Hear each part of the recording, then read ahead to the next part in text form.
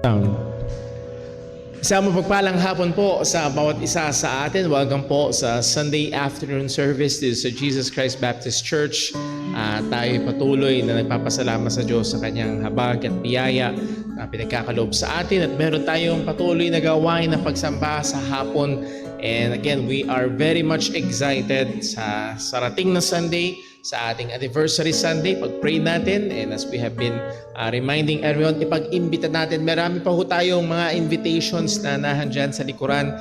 If you can bring some home para ho makapagbahagi ho tayo sa ating mga kapitbahay, katrabaho, kamag-anak, at maging mga kaibigan ay yun ho ay napakaganda. So muli ay pag-pray ho natin ito. And again, reminder ho, ang gawain natin next Sunday ay iba ang schedule. Ang start ho ng ating gawain next Sunday is 9 a.m. 9 a.m. po ang start po natin next Sunday. Wala ho muna tayong Sunday school. So from 9 a.m. to 11:30 ang ating pinaka-worship service. And then from 10:30 hanggang 11:30 yung ating program. At magkakaroon tayo ng mga Friday, hindi Saturday.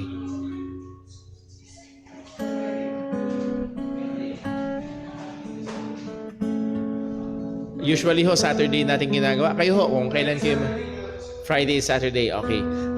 And then, so ituloy ko lang ho, ang atin hong gawain sa Sunday is 9 a.m. to 10:30 ang ating pagsamba. Wala ho muna tayong Sunday school. And then from 10:30 to 11:30 will be our anniversary program. Magkakaroon ho tayo ng mga testimonies, singing, group sing, yung mga mayroong mag-render ng special songs. And then also yung ating video presentation ay inihahanda para ho sa ating anniversary. So pag-pray ho natin yan. And then dito tayo magla-lunch sa church. And Lord willing, mayroon tayong traditional ice cream. So pag-pray ho natin. And by the way, kanina ko lamang ho natanggap ang invitation. Ito ho ay open para sa 100 kababaihan lamang. 100 ladies lamang, limited ang slots. Strength in number. Warriors pala yun. Strength in surrender.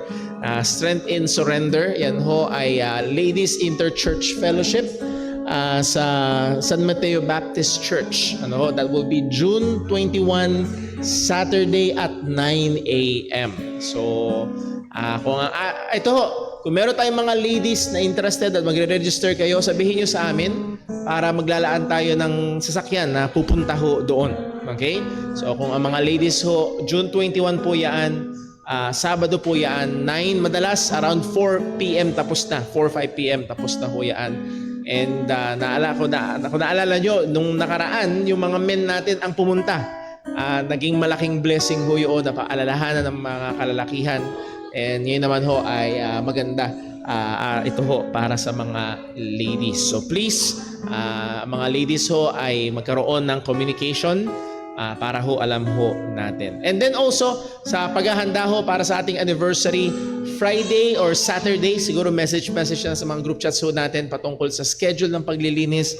So kung available ho kayo sa 2 araw ho na yon, ay keep in touch ho sa mga group chats, sa mga paghahanda ho natin. Alam ko ho, meron yatang inihanda ang ilang mga kapatiran, I believe ang mga ladies, meron kayong makikitang kakaiba dito sa church pagdating ng anniversary. So we are excited ho para ho dyan. Okay, so meron pa ba ako nakalimutan? Yun nga ho pala, June 6, ang atin hong church swimming. So mag-outing tayo sa swimming ho tayo. Sa ngayon ay 35 na yung nakatala. So tingin ko marami pang yan. So more or less, aabot tayo ng 50 or 60 or baka conservative ho yun, baka 70 and up. Baka umabot ho tayo sa ganung bilang. So June 6, let us know kung kayo ho ay makakasama, and that will determine dun sa ating mga lugar na sinisipat para ho mapagdausan ng atin home church outing and fellowship. So June 6 po yan. Okay. Muli ho, kung meron tayong mga nanay na naglista noong Sunday para ho sa t-shirts, nahandyan na ho yung mga t-shirts. Kung di nyo pa ho nakuha, pwede nyo hong i-claim yung t-shirts nyo po.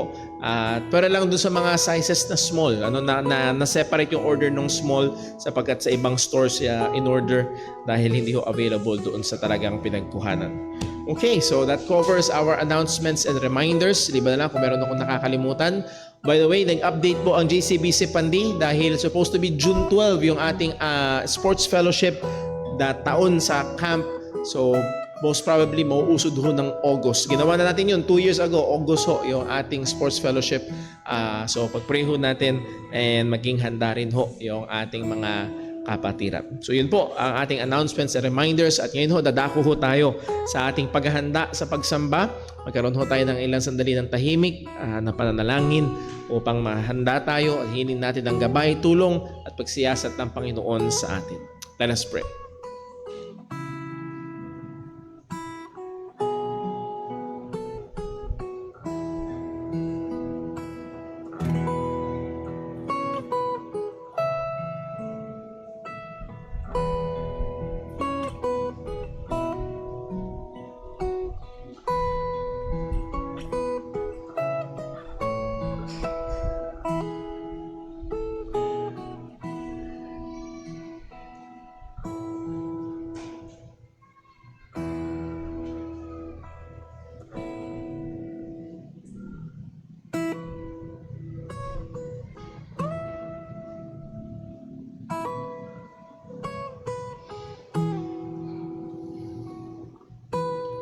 Manalangin po tayo.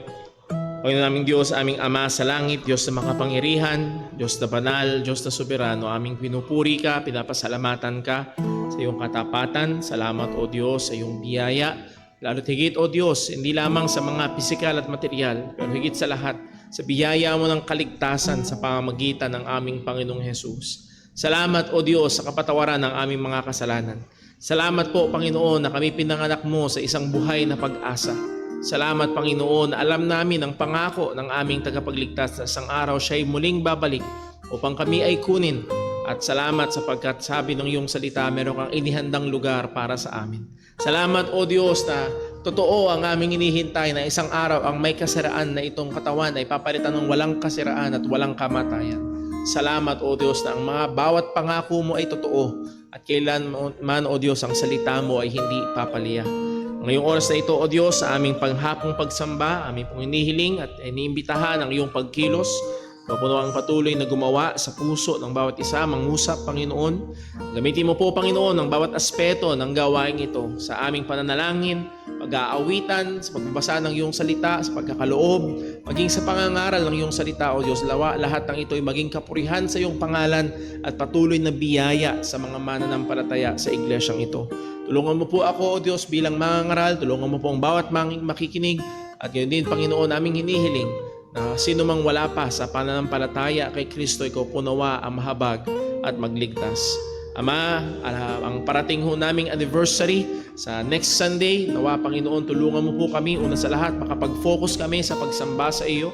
At ganyan din, Panginoon, ay tulungan mo po ang efforts na iyong mga anak upang mag-imbita, magdala, Panginoon, ng mga tao na hindi pa mananampalataya. Nawa, O Diyos, ay gamitin mo ito sa ikaliligtas ng mga wala pa kay Kristo. At lahat ng ito, Panginoon, ay pinagkakatiwala at dinadalangin namin sa iyo kasama ang aming mga pagpapasalamat, pagpupuri. Dalangin namin ito sa ngalan ng aming Panginoong Hesukristo. Amen. Stay po tayong lahat at tayo po umawit sa Panginoon.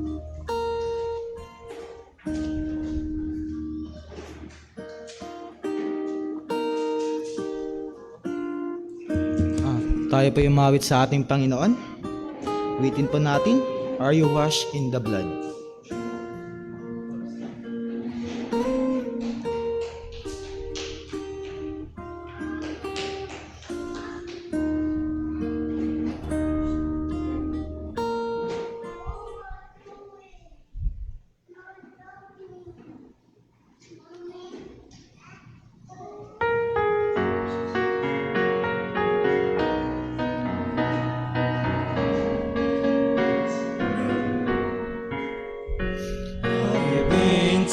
Jesus, for the cleansing power, are you washed in the blood of the Lamb? Are you fully trusting in His grace this hour? Are you washed in the blood of the Lamb? Are you washed in the blood, in the soul cleansing blood of the Lamb? Are your garments spotless? Are they white as snow? Are you washed in the blood of the Lamb? Are you walking daily by the Savior's side? Are you washed in the blood of the Lamb? Do you rest each moment in the crucified? Are you washed in the blood of the Lamb? Are you washed in the blood, in the soul-cleansing blood of the Lamb?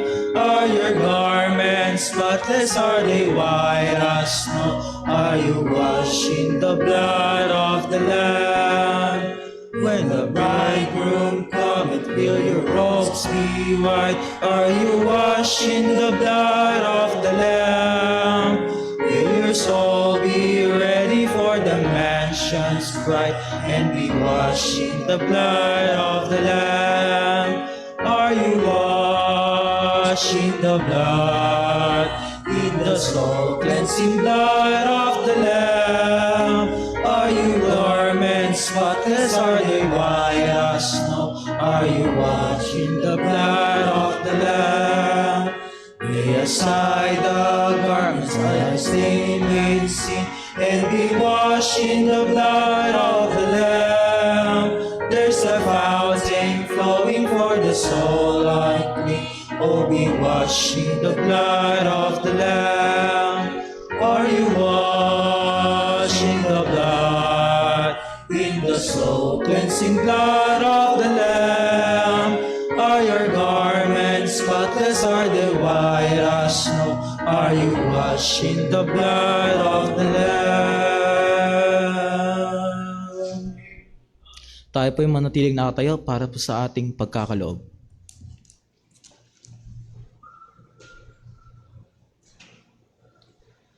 Magandang hapon po para po sa ating Bible passage for giving. Atin pong sabay-sabay na basahin mula sa aklat ng 2 Corinthians chapter 9 verses 6 to 8. Sabay-sabay po natin basahin. Ready? Read. But this I say, he which soweth sparingly shall reap also sparingly, and he which soweth bountifully shall reap also bountifully. Every man according as he purposeth in his heart, so let him give, not grudgingly or of necessity, for God loveth a cheerful giver. And God is able to make all grace abound toward you, that ye, always having all sufficiency in all things, may abound to every good work. Tayo po'y manalangin. O Diyos naming dakila, aming Ama, soberano, siyang makapangyarihan sa lahat. Ikaw ang Diyos na naghahari sa mundong ito, Panginoon, at lahat ng bagay ay nasa iyong mga kamay. Alam po namin, Panginoon, na ikaw ang Diyos na karapat-dapat naming sambahin. Ikaw, O Diyos, ang siyang dahilan kung bakit kami ay naririto, magkakatipon, umaawit, nagpupuri at sumasamba dahil sa iyo, Panginoon. Dahil sa katapatan mo, sa kabutihan mo, sa iyong habag, sa iyong biyaya sa amin, Panginoon, sa araw-araw. Ang lahat ng ito ay nag-uumapaw, Panginoon. O Diyos, tunay nga na kailanman ay hindi ka po nagkukulang sa amin, Panginoon. Naroon palagi ang iyong pagsustena sa aming mga pangangailangan. Naroon ang iyong paggabay, ang kalakasan, ang paghawak sa aming kalusugan sa araw-araw. At ikaw rin ang siyang dahilan kung bakit kami sa aming pagdaan sa anumang suliranin ay mayroong kadakumpayan. Lahat ng ito, Panginoon, ay dahil sa biyaya mo sa amin, O Diyos. At higit sa lahat, O Diyos, yung kadakumpayan sa kasalanan sa pamamagitan ng aming Panginoong Jesucristo, sa kanyang pagkamatay doon sa krus, sa kanyang muling pagkabuhay, dahil sa iyong habag at biyaya ay nakasumpong kami ng kaligtasan. O Diyos, tunay nga na karapat-dapat ka. Karapat-dapat ka sa aming mga pasasalamat, sa aming mga kaloob. Kaya po, hayaan mo kami, O Diyos, sa oras na ito, na ihandog sa iyo ang aming mga kaloob na nanggaling din naman sa iyo, Panginoon. Nawa, O Diyos, ang mga salapi na malilikom po namin ay magamit para sa iyong gawain. Magamit para sa ikalalaganap ng Ebanghelyo, magamit para sa lalo pang ikasusulong ng iyong kaharian at higit sa lahat sa ikaluluwalhati ng pangalan ni Kristo. Nawa, Panginoon, ang lahat ng ito Sa lahat ng aming pagkakaloob ay siyasatin mo ang aming mga puso. Nawa ay matagpuan mo kami na mayroong tunay na kagalakan ng aming puso sa aming pagbibigay. At makapagbigay kami ng papuri, kaluwalhatian at pagsamba na nararapat sa iyo, Panginoon. Lahat ng ito ay aming samot-dalangin sa matamis at mapangirihang pangalan ng aming Panginoong Jesucristo. Amen.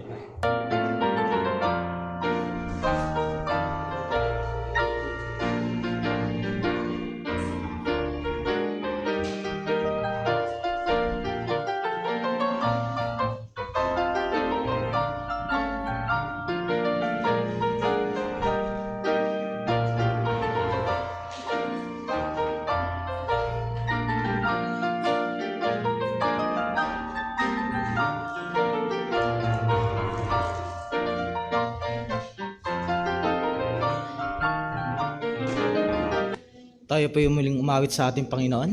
Awitin po natin, Battle Hymn of the Church.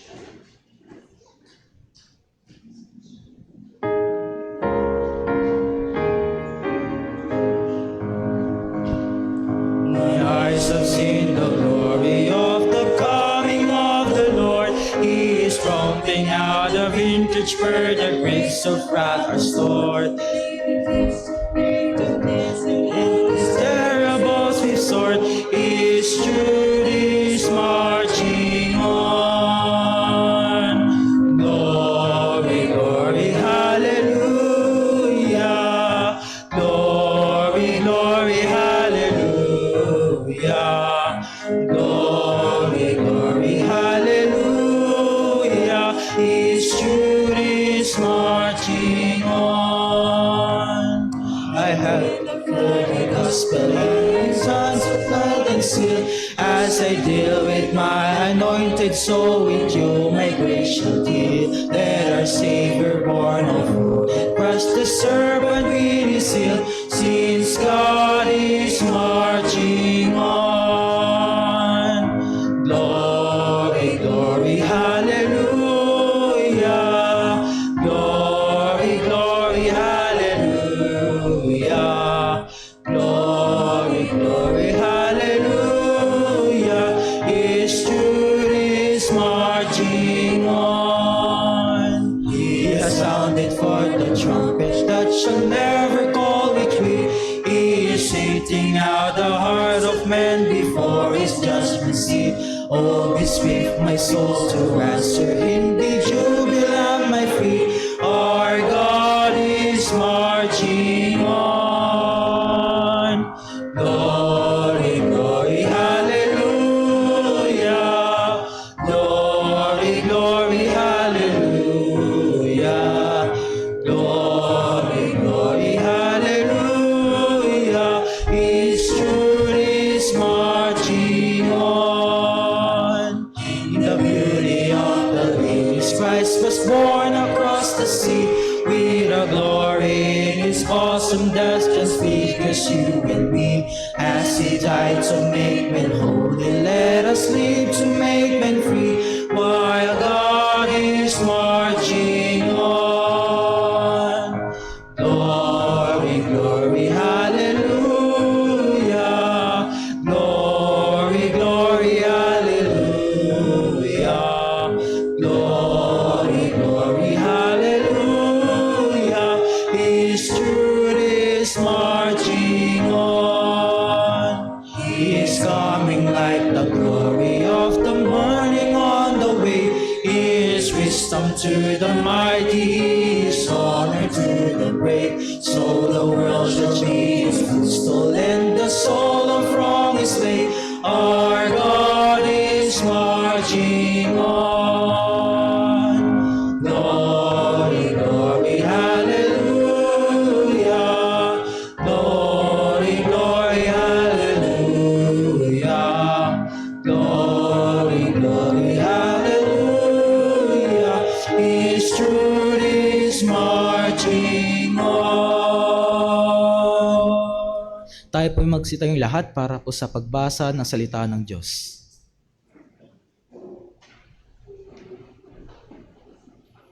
Purihin po ang ating Panginoon para po sa pagbasa ng kanyang mga salita. Atin pong basahin mula sa aklat ng Colosas, chapter 1, verse 3 to 6. Ready? Read. Lagi kaming nagpapasalamat sa Diyos na Ama ng ating Panginoong Jesucristo sa aming pananalangin para sa inyo, sapagkat nabalitaan namin ang inyong pananampalataya kay Kristo Jesus at ang pag-ibig ninyo sa lahat ng mga banal. Dahil sa pag-asa na nakalaan para sa inyo sa langit, na inyong narinig noong una sa salita ng katotohanan, ang Ebanghelyo na dumating sa inyo, gayon din naman kung paanong ito ay namumunga at lumalago sa buong sanlibutan, ay gayon din naman sa inyo, mula ng araw na inyong marinig at maunawaan ang biyaya ng Diyos sa katotohanan. Amen. Pagpalain po ang Diyos ang pagkabasa ng kanyang mga salita. Tayo po ay magsiupo.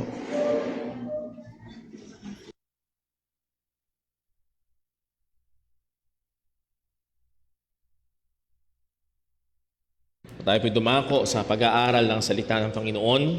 And marami ho sa inyo mga kapatid ang alam at nag-pray para ho sa aming pamilya, particularly sa side ho ng aking asawa na Sister Jonah, sapagkat nagkaabot-abot sila sa ospital na operahan Sister Hope, at habang nasa ospital na-confine Sister Sally, at habang nasa ospital na-confine si Isha, at habang nasa ospital ay na-confine si Tatay Jose. Dalawa ho sa apat ho na na-confine na yon ay dahil sa dengue. Alam ho natin, ang dengue ngayon ay nakakatakot at talagang lubhang nakakapag-alala. Meron akong kaibigang pastor na isang araw lang nilagnat yung anak nila. Thursday nilagnat, Friday, Saturday, walang lagnat, masigla ang bata. Sunday, anniversary ng church, matamlay ang bata. Sunday ng hapon, sinugod sa ospital. Sunday ng gabi, wala na. So, nilagnat lang ng isang beses. So again, ay nahandoon ang kaba na minsan yung dating lagnat lang ay ipaligo mo yan, magpapawis ka. Ang sinasabi ng iba ay maaaring makapagdulot ng pag-aalala or pagkatakot. Sapagkat ang mga marka nito ay minsan at madalas ay kapareho ng common flu. At pag lumabas na lang yung mga partikular na marka ng dengue, gaya ng rashes and bleeding, ay dun na masasabing medyo malala ang kalagayan ng pasyente. Well, ang gusto ko hong kunin ay yung word na marka. Ang dengue ay may mga marka or symptoms na matatawag at masasabi natin na hindi na healthy at hindi na maganda ang kanyang kalagayan. We as a church ay nakatingin tayo, Lord willing, next Sunday sa pagdiriwang ng ating ika-15 taong anibersaryo na paglilingkod na magkakasama, at nakatingin tayo sa mga susunod pang taon sa biyaya ng Panginoon.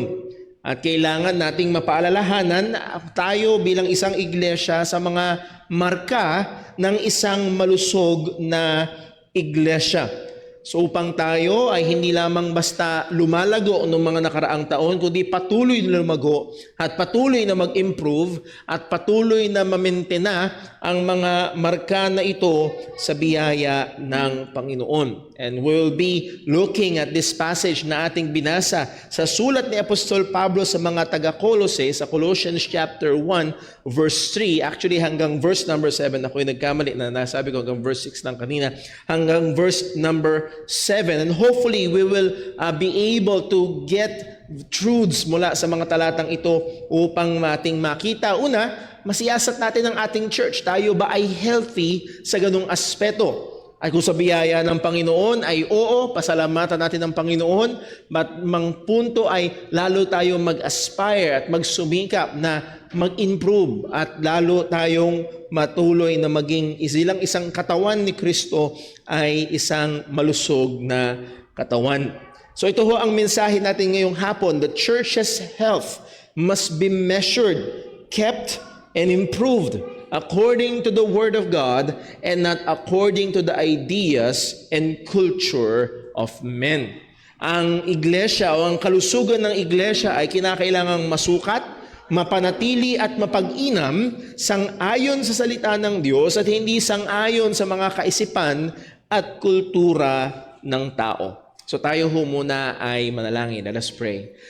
Panginoon naming Diyos, aming Ama sa langit, aming pinupurit, pinapasalamatan ka, tunay ka mangha-mangha ang iyong biyaya sa iglesyang ito, O Diyos. At kung aming babalikan ang mga panahon kung paano ito nagsimula, at hanggang ngayon, O Diyos, kung paano mo ito sinusustentuhan, namamangha kami sa biyaya mo, namamangha kami sa pasensya mo, namamangha kami sa supply mo, Panginoon, ng mga pangangailangan. At nawa, O Diyos, ay kung loobin mo man na matagal pa bago bumalik ang aming Panginoong Hesukristo, ay nawa masumpungan mo na patuloy na nagpupursige sa tamang landas, nag-i-improve, Panginoon, at napapanatili ang mga marka ng malusog na iglesia sa church po na ito. Samahan, tulungan mo kami, O Diyos, sa aming pag-aaral. Kung meron mang mga mali, O Diyos, pakita mo sa amin upang aming mapagsisihan. Kung meron mang mga tama, O Diyos, paalala mo sa amin upang kami magpursige sa mga bagay na ito. At lahat ng ito ay sa kaluwalhatian ng iyong dakilang pangalan. Dalangin namin itong lahat sa ngalan ng aming Panginoong Hesukristo. Amen. Well, magkaroon ho tayo ng short background sa binasa ho natin, or particularly sa book of Colossians. It is a book written by the Apostle Paul at ito ay sulat niya sa church at Colossae. At if you remember, minsan na natin napasadahan na hindi si Apostol Pablo ang nagsimula ng church na ito. Sa Colossians chapter 2 verse 1, ang sabi ni Apostle Paul, Colossians 2 verse 1, For I would that ye knew what great conflict I have for you, and for them at Laodicea, and for as many as have not seen my face in the flesh. So ang sabi ni Apostol Pablo, kayo at yung mga taga-Laodicea, handun yung aking matinding kabigatan para sa inyo, lalo na kayo na hindi pa nakakakita ng mukha ko harapan. They know of Paul. Maaaring nababalitaan nila ang patungkol kay Apostol Pablo, isang apostol na ginagamit ng Diyos, but they do not know the face of Paul. Hindi pa nila nakakadaupang palad o nakakasama, hindi pa rin napapakinggan in person ang mga ngaral ng Diyos na ito. Well, ang church ng Colossae is most probably ay na-start sa pamamagitan ng isang manggagawa na ang pangalan ay Epaphras. Sa verse number 7, Colossians chapter 1, ang sabi, as ye also learned of Epaphras. So sa verse number 6, pag tinignan niyo, binabanggit siya ng gospel, and they learned of the gospel because of Epaphras. Epaphras, our dear fellow servant, who is for you a faithful minister of Christ. So itong si Epaphras sa church at Colossae ay kundi man isa sa mga ay isang faithful minister doon, who also declared unto us your love in the Spirit. So si Epaphras ang nagbalita kay Apostol Pablo patungkol sa mga mananampalataya at kapatiran at ginagawa ng Diyos doon sa Colossae. So it's probable na itong si Epaphras ay naligtas sa ministry ni Apostol Pablo sa Ephesus at siya bumalik doon sa Colossae at doon siya ginamit ng Diyos para magpahayag ng gospel. Now, as good as the church at Colossae is, no church is perfect. Ang bawat iglesia ay merong problema, and ang Colossae shares the same case also. Isa nga sa mga purpose ni Apostol Pablo, kaya siya sumulat itong tinatawag nating Book of Galatians, ay upang i-deal yung ilan sa mga problema o mga maling katuruan na kumakalat sa loob ng church at Colossae. Mga heresies na nag-i-spread sa loob ng church, kung saan ang mga theologians today ay tinatawag itong Gnosticism. Merong kaisipan na ang matter ay evil and the spirit is good. So therefore, ay kailangang ibigyan ng diin ni Apostol Pablo ang tunay na pagkakatawang tao ng ating Panginoong Hesukristo. Na talagang siya ay nagkatawang tao at hindi nagmukhang tao lamang.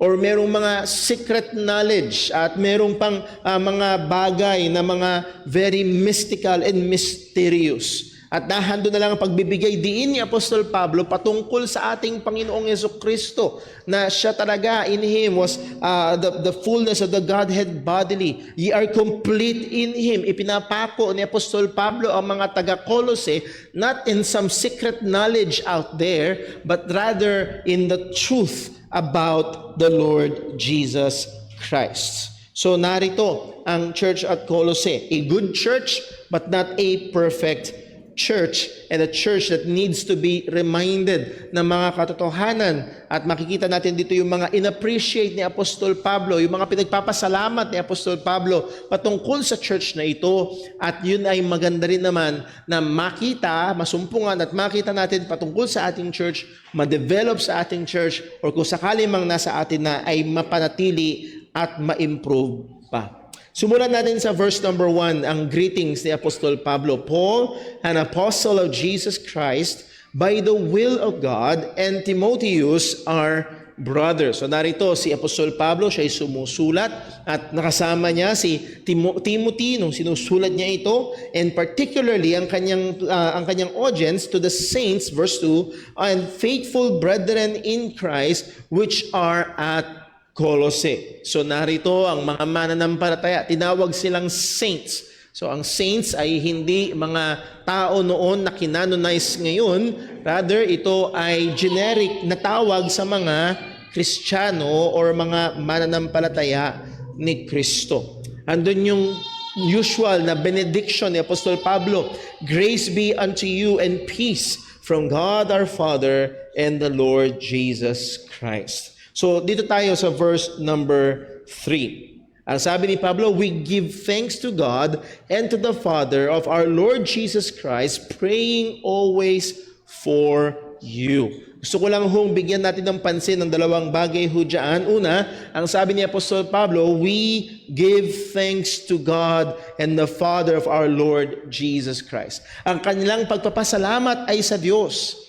Ang kanilang pagpapasalamat ay hindi sa tao, ang kanilang pagpapasalamat ay hindi sa programa, ang kanilang pagpapasalamat ay walang iba kundi sa Panginoon.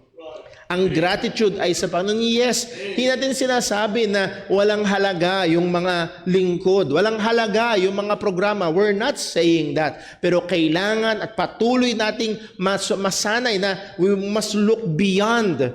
Kung sakali man, biyayaan tayo ng Diyos this coming anniversary, sorpresahin tayo ng isang puno na gawain. At sorpresahin tayo ng Diyos ng mga kaligtasan, ng mga makasalanan, at purihin ang Panginoon. But it should be clear, it's not the program, it's not the preacher, it's not us. But it's God, and the thanks and glory must belong to God. At nahandun pa rin naman, ang sabi ni Apostol Pablo, giving thanks to God and the Father of our Lord Jesus Christ, praying always for you. Nahandoon ang palagiang pananalangin ni Apostol Pablo para sa kanila. This also reveals yung confidence ni Paul. Ang kumpiyansa ni Apostol Pablo ay wala sa kanya. Ang kumpiyansa ni Apostol Pablo ay wala kay Epaphras. Ang kumpiyansa ni Apostol Pablo ay walang iba kundi nasa Panginoon. At yun yung pinapakita ng pananalangin. That when we pray, we are acknowledging our weakness and we're acknowledging God's strength. Na pag tayo nanalangin, ating inaamin na tayo ay kulang, na tayo ay mahina, na hindi natin kaya ang mga bagay-bagay at tayo dumidepende at tumitingin sa Panginoon. So ang pag-asa at kumpiyansa ni Apostol Pablo ay wala sa kanyang sarili, wala sa husay niya sa theology, wala sa galing niya sa mga gawain, kundi walang iba kung hindi nasa Panginoon. Ang success ng mission, ang pag-forward ng ebanghelyo, ang paglago ng church, ang paglago ng mga mananampalataya ay nakadepende sa Diyos. At ganun din, muli, we're looking forward, Lord willing, next Sunday. We do not know kung ano ang paano ang gagawin ng Panginoon. But we are exerting effort. We are nagkakaisa tayo, nag-iimbita tayo, nagpe-pray tayo, at Lord willing ay sagutin ng Diyos sa mga panalangin na ito. Ang pasalamat at papuri ay patuloy na nasa Panginoon. Maaari ho ba na tayo bilang isang iglesia ay gamitin natin yung madalas na ginagamit na larawan ay diligan natin ng panalangin itong parating na gawain? Praying always. Praying always. So ngayon ho, dadako ho tayo at Lord willing, meron tayong 6 na marka ng isang malusog na iglesia na titignan ngayong hapon. At hopefully nga ay makita natin kung sakaling kulang tayo doon, ay magpursige tayong magkaroon at maging tapat doon. At makita natin, Lord, biyaya mo, meron kami noon dito sa church, ay ating pag-inamin pa at protektahan. So unang marka ng isang malusog na iglesia. Verse number 4, Colossians chapter 1.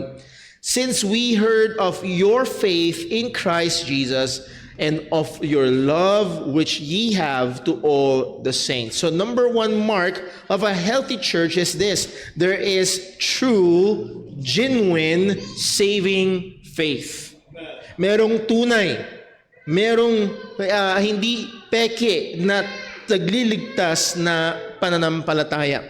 As Apostle Paul said, na balitaan nila mula kay Epapras, we heard of your faith in Jesus Christ. At ito yung pangunahin talagang marka ng isang malusog na iglesia. Bakit?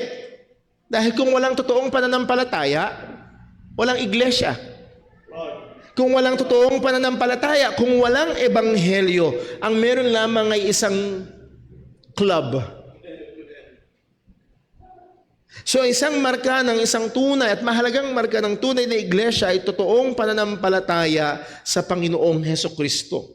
Totoong pananampalataya sa ebanghelyo. Ang sabi ni Apostol Pablo, since we heard of your faith, nandun yung personal na pananampalataya kay Kristo, nandun yung tunay na pananampalataya, and nandun yung tamang object ng pananampalataya, your faith in Christ, in the Messiah, Jesus. Ang pananampalataya nila ay nasa tamang object. Ang tiwala nila ay wala sa panalangin na kanilang ginawa. Ang pananampalataya nila ay wala sa ritual na kanilang ginawa. Ang pananampalataya nila ay nasa isang persona na may ginawa. Ginawa niya ang pagbabayad ng kasalanan doon sa krus. At siya ay muling nabuhay kung kaya totoo ang kaligtasan. There must be true saving faith. There must be real faith. At ang totoong pananampalataya ay may ebidensya, nabibigyan ito ng ebidensya sa buhay ng mga mananampalataya. Merong buhay ng pagmamahal, as we have studied kaninang umaga sa 1 John, na isa sa mga marka ng isang tunay na Kristiyano ay nahado ng pagmamahal. At doon din naman, merong buhay ng pagsunod. Ang sabi ni Apostol Juan sa 1 John chapter 2, therefore we know that we know Him if we keep His commandments. Hindi lamang sa buhay ng pagmamahal, buhay ng pagsunod, nandun naman din yung buhay ng pagpapatuloy. Pag-persevere sa manampalataya. Ang sabi ng writer ng Hebrews, you know that we have been made partakers of Christ if we, persevere, if we keep, kung tayo'y nananatili sa pananampalataya. So these are all evidences of real, genuine faith. Hindi isa lamang sa mga ito, kundi ang lahat ng ito is working together na nagbibigay sa atin ng assurance at nagbibigay ebidensya sa katotohanan ng pananampalataya. So isa sa mga marka ng isang malusog na iglesia ay totoong pananampalataya na merong ebidensya. Muli mga kapatid, sadly, even dito sa atin, paligid, sa buong Santa Maria, even sa stretch lamang ng ilang 3 kilometro mula sa atin, papunta ron at papunta rito, maraming mga churches. Pero sadly, ang kanilang basihan ng pananampalataya is 1, 2, 3, pray after me, that's it. Hindi binibigyan ng bigat ang ebidensya ng pagiging Kristiyano. So muli, ito ay isang napakahalagang bagay sa isang malusog na iglesia, ang pagkakaroon ng tunay na pananampalataya. Pangalawa, sa verse number 4, sa second praise, ang sabi ni Apostol Pablo, since we heard of your faith in Jesus Christ or in Christ Jesus, and of your love which ye have to all the saints. Nahandoon ang ebidensya ng kanilang pananampalataya. Isa sa mga marka ng malusog na iglesia ay walang iba kundi nahandoon ang pagmamahalan sa mga mananampalataya. As we have said kanina, ito ay marka ng isang totoong Kristiyano. Sabi ni John sa 1 John chapter 4 verse 7 na nabasadahan natin kanina, Beloved, let us love one another, for love is of God, and everyone that loveth is what? Born of God, and knoweth God. He that loveth not, knoweth not God. Maaaring siya'y laman ng church Sunday after Sunday, but he loveth not. He does not know God. Ang isang tunay na malusog na iglesia, ang isang tunay na healthy church ay may concern sa mga mananampalataya. Merong concern sa isa't isa. Merong pagtutulungan sa isa't isa, merong pagbubuhatan ng kabigatan sa isa't isa, merong paglilingkuran sa isa't isa, merong pagmahal sa isa't isa. At ang pagmamahal na ito ay nanggagaling hindi dahil magkakamag-anak ang nasa loob ng church. Hindi dahil sa dugo ng kamag-anak, kundi dahil sa dugo ni Kristo. 1 John chapter 3 verse 10, in this the children of God are manifest. Paano daw na ma-manifest? Paano nakikita? Paano nahahalata? Sa lahat na makakita sa anak kong si Timmy, hindi ko maikakaila. Ang sabihin nila lahat, para kayong pinagbiyak na bunga, Brother Paul. Parang Xerox mo, Brother Paul. Pati yung kulit, pati yung cuteness, Brother Paul. Parehong-pareho. Na-manifest. Pati sa appetite, hindi maikakaila. In this, the children of God are manifest, and the children of the devil. Whosoever doeth not righteousness is not of God. Again, hindi ito speaking of perfect righteousness, walang makakagawa noon, pero yung direksyon ng iyong buhay, yung gawain mo generally, are you a doer of righteousness? Kung hindi, you're not of God. Neither he that loveth not his brother. Yung hindi nagmamahal sa kapatid, hindi sa Diyos. At kung hindi ka sa Diyos, doon ka sa kabilang partido. Chapter 3, verse 14 ng 1 John, ang sabi, we know that we have passed from death unto life. How do you know? Isa sa mga dahilan na pwede mong sabihin, alam kong ako'y ligtas, alam kong I have passed from death unto life, alam kong ako'y Kristiyano, sabi ni Apostol Juan, because we love the brethren. Ano ng pagmamahal sa kapatiran? Again, he that loveth not his brother abideth in death. So brotherly love is no small, hindi ito maliit na bagay sa buhay ng Kristiyano, hindi ito maliit na bagay sa buhay ng iglesia. Isa ito sa mga marka ng totoong Kristiyano at isa ito sa mahalagang marka ng isang buhay, lumalago at malusog na iglesia ng Panginoon.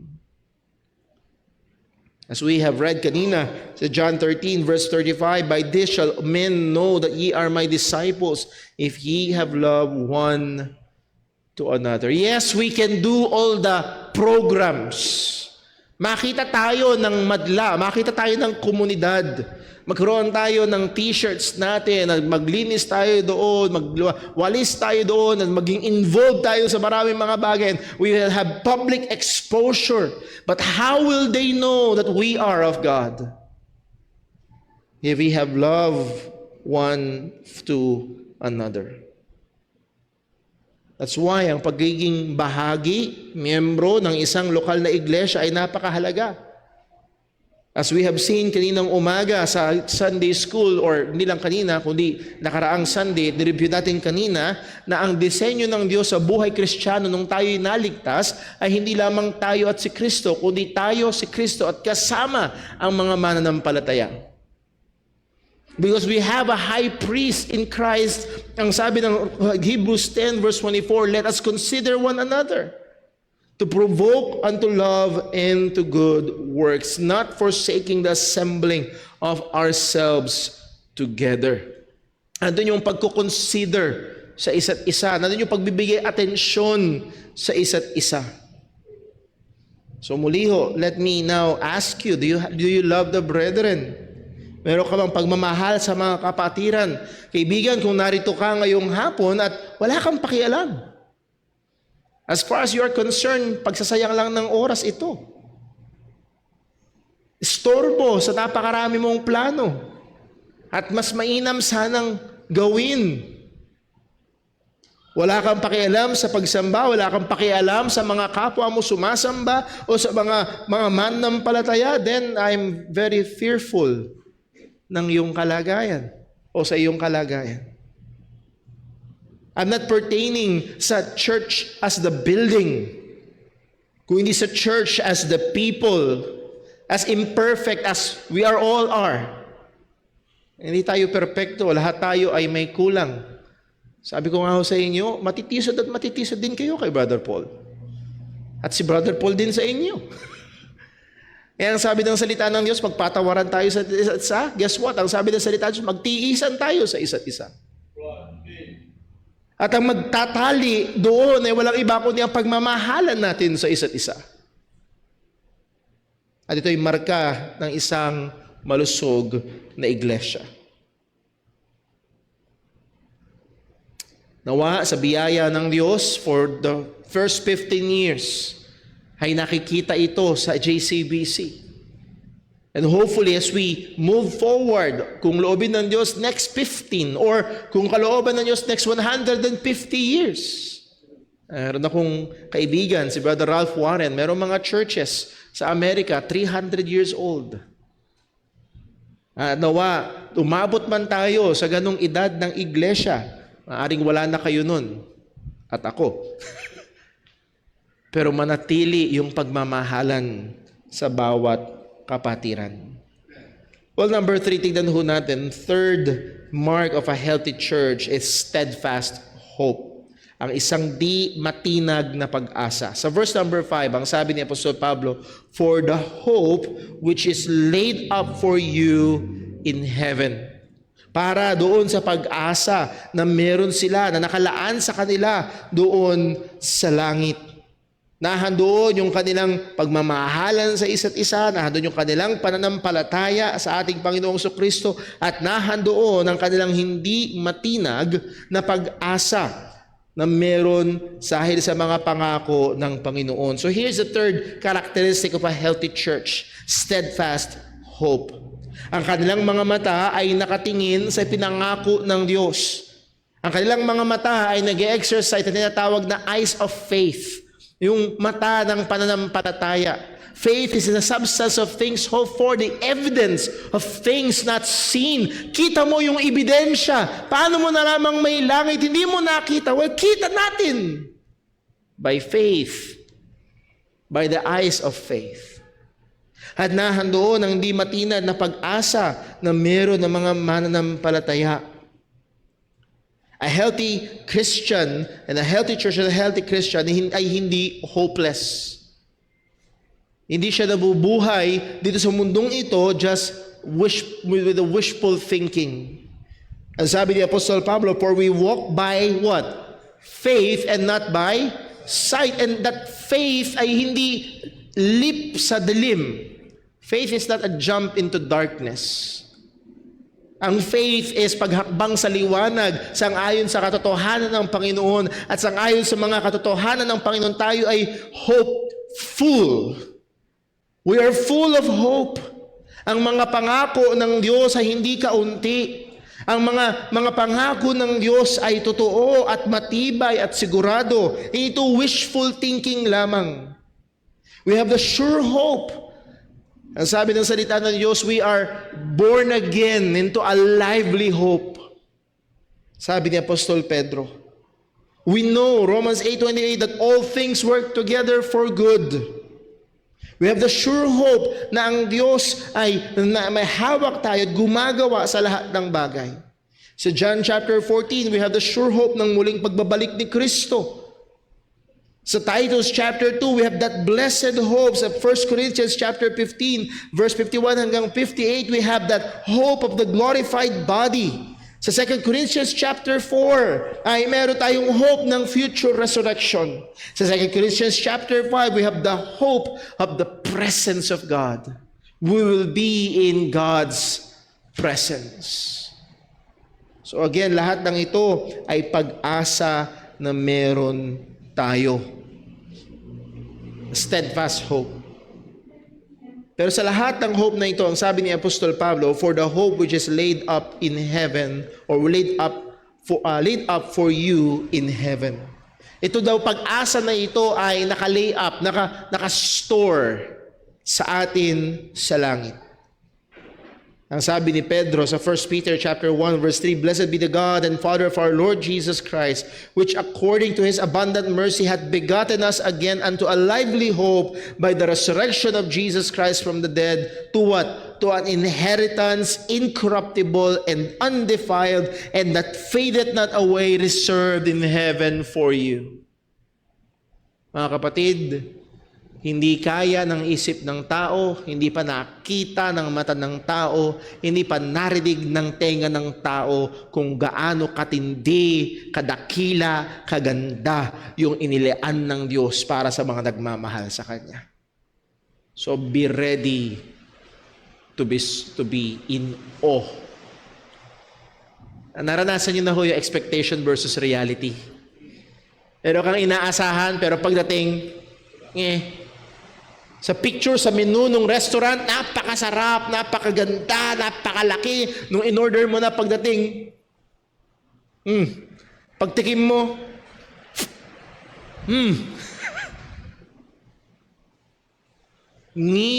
wala man lang konting porsyentong pag-asa na mangyari sa atin yun pagdating natin doon sa nilaan sa atin ng Diyos.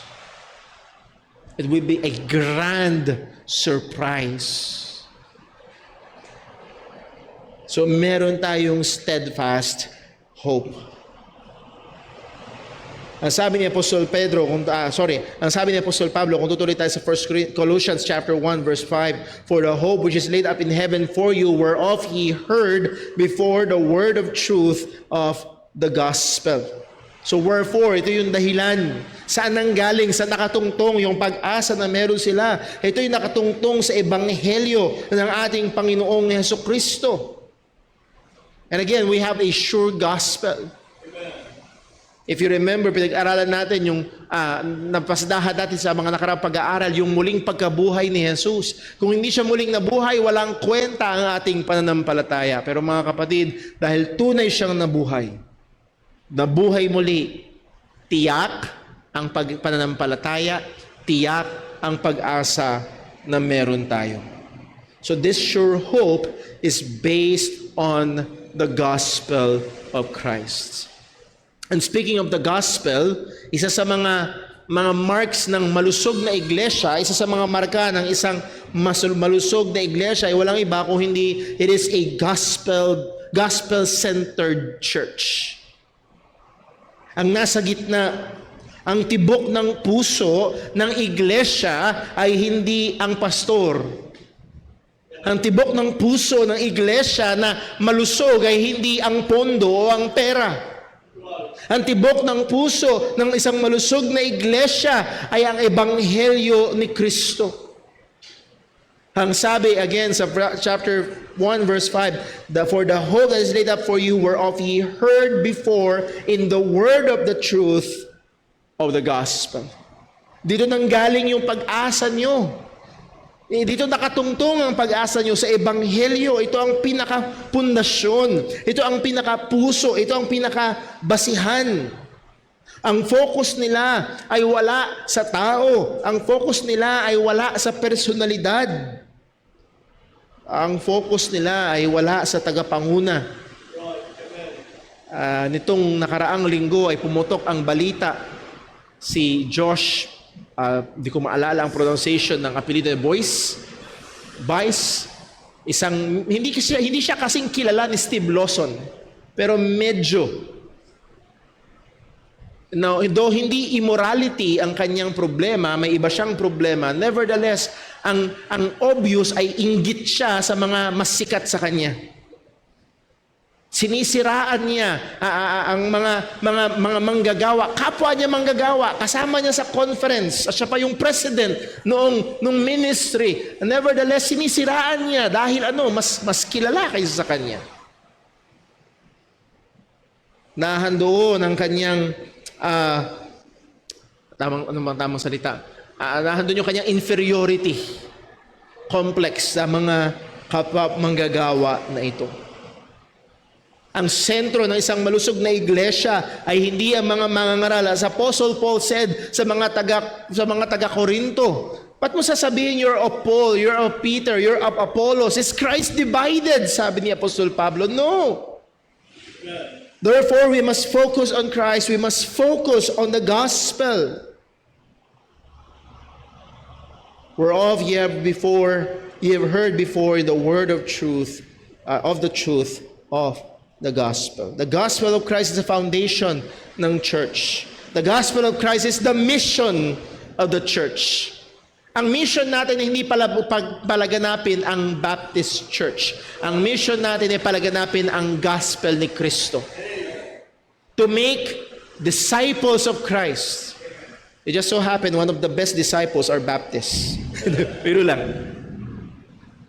So ang goal natin ay maging disipulo ni Kristo, tagasunod ni Kristo ang mga tao, hindi tagasunod ni Brother Paul, hindi tagasunod ni Brother ganito, ni ganito, kundi tagasunod ni Kristo. At mangyayari lamang yon kung ang ating church at mga ministry dito ay hindi nakasentro sa tao, hindi nakasentro sa gimmick, kundi nakasentro sa ebanghelyo. This is why we as a church must earnestly love the gospel, preach the gospel, and protect the gospel.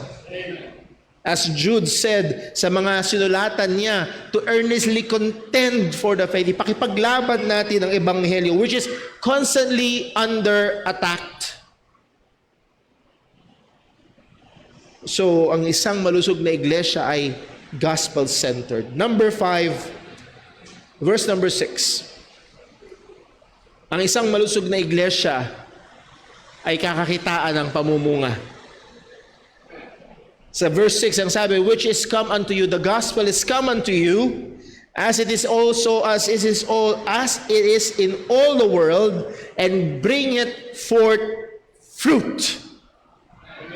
When the gospel really comes, kapag ang ebanghelyo ay talagang dumating at ito'y dumating sa kapangyarihan ng Diyos, na nahandod that it's not just the voice of the preacher, but it is God calling you through the preaching of the gospel, there will be fruit. Hindi pwedeng walang epekto, hindi pwedeng walang mangyayari. We just come unto you as it is in all the world and bring it forth fruit. At bilang isang pastor, isa ho ito sa kagalakan ko. As I've been speaking nung Friday sa fellowship ng ibang mga kapatiran, nasabi ko rin ho ito na isang kagalakan ko ho na makita, obserbahan ng mga mananampalataya, makinig kung paano ang ebanghelyo ay gumagawa sa kanilang mga buhay. Purihin ang Diyos sa kanyang katapatan at pagkilos. Sa banal na Espiritu nakatahan sa atin, na gumagawa sa atin. It bringeth forth fruit, ang sabi ng salita. And that word bringeth is in the present tense. It keeps on bearing fruit. More and more and more. More souls being saved. At kung magiging honest ako mga kapatid, isa ito sa tingin ko kailangan nating trabahuhin sa ating church. Yes, we know na hindi nakadepende sa atin. Yes, we know ang Diyos ang nagliligtas. Ang Diyos ang nagpapanganak na muli. But let us be reminded, we also know na ang Diyos na nagliligtas ay gumagamit ng mga kaparaanan. At ang pangunahin niyang ginagamit na kaparaanan para magligtas ay sino? Ang mga Kristiyano. So we as a church must be committed, must put effort sa pag-evangelize.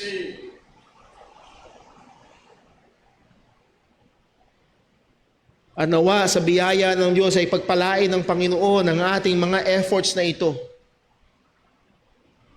At magdagdag siya sa kanyang iglesia.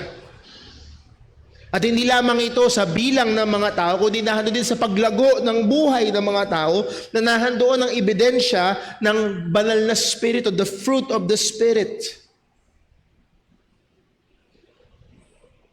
So isa sa mga marka ng isang malusog na iglesia ay nahandoon ang commitment nila sa pangangaral ng gospel at nakikita ang epekto ng gospel sa buhay ng mga nasa loob nito. So let me ask two things para sa atin bilang isang church. Kamusta ang paghayo natin? Kamusta yung effort natin sa pag-advance ng gospel? To be honest, we need to repent. And we need to put effort. Pangalawa naman, kamusta ang pagkilos ng banal na Espiritu sa ating buhay? Kamusta ang bunga ng banal na Espiritu o gawa ng banal na Espiritu sa ating buhay? Meron bang ebidensya? Nakikita ba? So, mark of a healthy church ay merong pamumunga, fruit-bearing. And lastly, dito tayo matatapos as a mark of a healthy church, verse number 7. Verse number 7. As ye also learned of Epaphras, our dear fellow servant, who is for you a what? A faithful minister of Christ. Isa sa mga marka ng isang malusog na iglesia ay merong mga tapat na lingkod ni Kristo. Hindi tapat na lingkod ng pera, hindi tapat na lingkod ng politiko, hindi tapat na lingkod ng palakpak ng tao, kundi tapat na lingkod ni Kristo. And we have here the example of Epaphras, na kung saan siya ay matapat na nangangaral ng Ebanghelyo at nahandun yung pagbabalita niya kay Apostol Pablo at nahandun yung pagre-rejoice ni Apostol Pablo. A faithful minister of Christ. So let me encourage each and every one of us. Una, let us pray for more ministers. Amen. Hindi man sa church na ito, kung hindi magsugo pa ang Diyos, kung maaari, mula sa church na ito, ay tumawag pa ang Panginoon ng mga kalalakihan na tatawagin niya upang maging mga tagapanguna ng kanyang mga iglesia. Hindi ho ba tinuruan tayo at inutusan tayo ni Kristo, pray ye therefore the Lord of the harvest that He will send forth laborers into His harvest.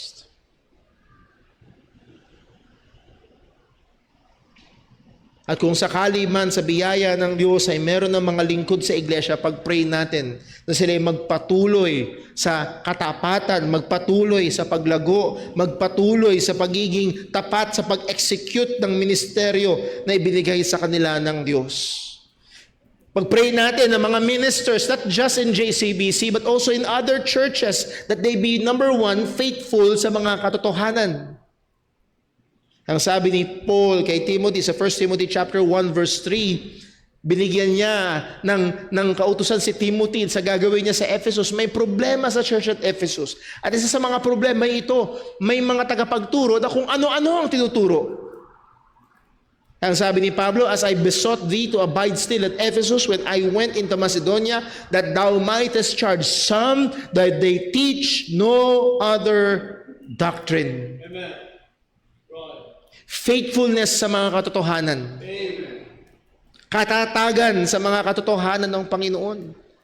Let's pray for more ministers that are really committed sa katotohanan, sa salita ng Diyos, sa pag-aaral ng salita ng Diyos.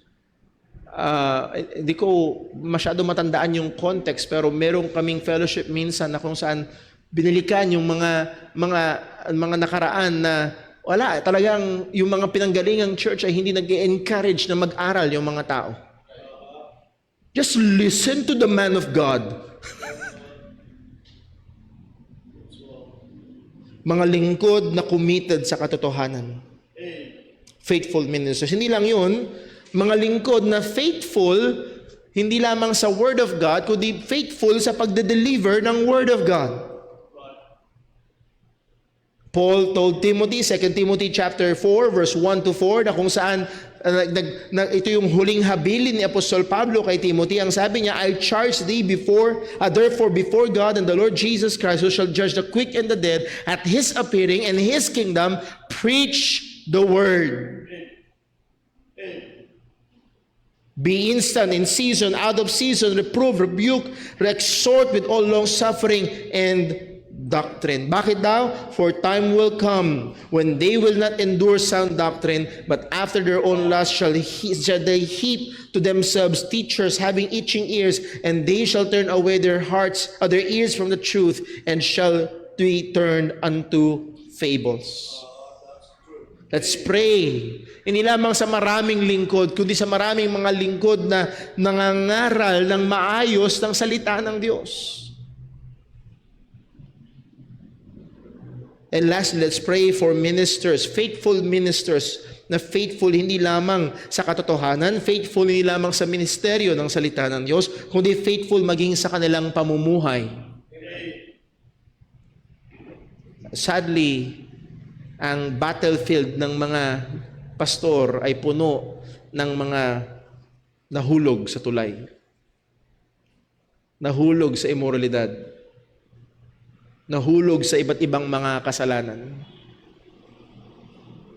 Kaya ang bilin ni Apostol Pablo sa mga pastor sa Ephesus sa Acts chapter 20, if you remember, pabalik na si Apostol Pablo sa Jerusalem at ayaw niyang masegue siya, kaya pinapunta na lang niya yung mga pastors ng Ephesus, pinapunta na lang sa kanya, at itong bilin niya sa mga pastor na ito, take heed therefore unto yourselves. Acts 20:28. Bantayan niyo ang inyong mga sarili. Nakakatakot kapag ang pastor ay mahusay bantayan ng mga miyembro pero hindi nababantayan ang kanyang sarili. Kaya nga ho mga kapatid, ganoon na lamang yung aming panawagan sa inyo. Please pray. Again, hindi lamang sa pastor ng church show na ito, maging sa pastor sa iba't ibang mga iglesia. But we should be watchful to ourselves and to all the flock over which the Holy Ghost hath made you overseers to feed the church of God, which He hath purchased with His own blood. Yes, we can say more ng mga marka ng isang malusog na iglesia, pero sa passage na ito na ating binigyang pansin, hopefully, masumpungan na ang ating church ay malusog. Yes, pero tayo ilang pinoint out na nagkukulang tayo, and we must work on that. At kung loobin ng Panginoon, malumipas pa maraming mga taon, ay mapag-inam at maingatan ang mga marka na ito ng malusog na iglesia. Nandun ang totoo na pananampalataya sa Ebanghelyo. Nandun ang pagmamahal sa mga kapatiran. Nandun ang matatag at hindi matinag na pag-asa mula sa salita ng Diyos. Nandun ang pagiging sentro ng Ebanghelyo sa ministeryo. At nahandun din ang pagmumunga ng mga mananampalataya at ng pangangaral ng salita ng Diyos. At nahandoon ang mga tapat na ministeryo o lingkod sa iglesia. At tulungan nawa tayo ng Diyos na this year na bagong taon na ating kakaharapin sa buhay ng ating church ay manatili na malusog at maingatan ang mga bagay na ito sa buhay ng JCBC. Let's pray. Pangnaming Diyos, aming Ama sa langit, salamat po sa kabutihan, sa katapatan mo, salamat sa paalala mo. At Lord, patawad po sa aming mga pagkukulang. Bilang isang iglesia, O Diyos, dahan doon ang mga bagay na aming napapabayaan. Particularly, Panginoon, sa effort sa evangelism. Help us, Lord. Help us, Lord, na maging engaged sa gawain na ito. Tulungan mo kami, Panginoon, na maingatan ng panatiling sentro ang Ebanghelyo sa gawain na ito. Tulungan mo kami, Panginoon, bilang mga mananampalataya, manatili at patuloy na makita ang bunga ng Banal na Espiritu sa aming mga buhay. Tulungan mo kami, Panginoon, na patuloy na maingatan ang katotohanan na kailangan ng tunay na pananampalataya sa ikaliligtas. Na hindi kami dumula sa easy believism. Ingatan mo po ang iglesyang ito, Panginoon. Maging ang mga manggagawa sa iglesyang ito. Tulungan mo po na maging tapat sa pamumuhay, tapat sa iyong salita, at tapat na i-execute ang ministry ng pangangaral ng iyong salita. O Diyos, hindi lamang sa iglesyang ito, kundi sa mga ibang iglesia pa ng iyong mga mananampalataya. Ama, salamat po.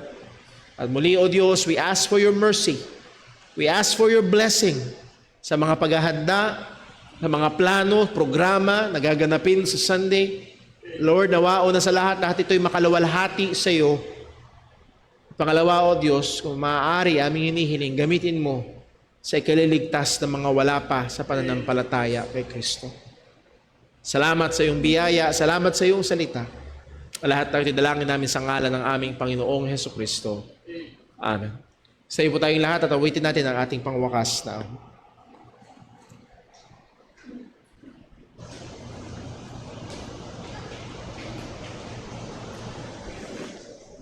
Tayo po umawit sa ating Panginoon. Awitin po natin, Amazing Grace.